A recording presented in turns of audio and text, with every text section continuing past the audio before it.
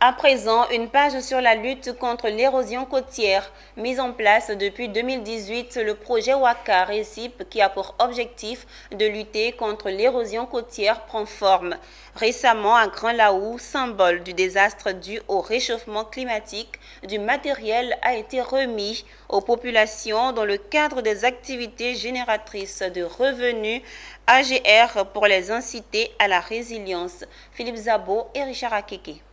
Pour pallier à l'érosion côtière, le projet WACA comprend deux axes principaux. L'un appelé AGR, ou activité génératrice de revenus, et l'autre qui consiste en la restauration de 15 hectares de mangroves et à la création de 6 hectares de forêts communautaires dans les 4 villages que sont Brafedon, Laoukmanda, Likliassé et Grodida.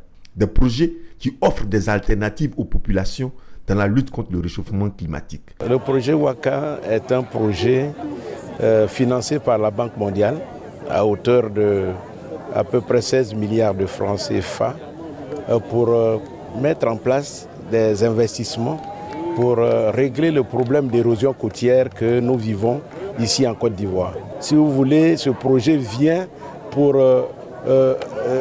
rendre les populations, comme on le dit souvent, plus résilientes. Pour porter à bien la création des forêts communautaires et la restauration des mangroves, des comités villageois ont été mis en place. Ce sont eux qui ont reçu du matériel pour l'exécution de cette tâche. Déjà, c'est une joie pour nous de voir ce projet se concrétiser.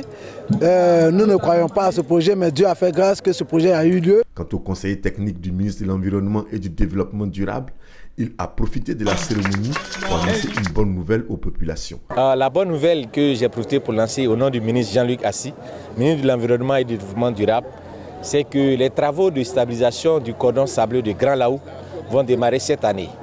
De quoi s'agit-il?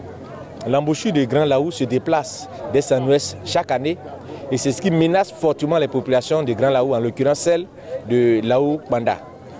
On verra que Laoukmanda voit son cimetière est parti dans l'eau, l'église catholique est menacée, des populations ont été obligées de se déplacer, comme par antérieur les populations de Grand Laou même qui ont dû se déplacer.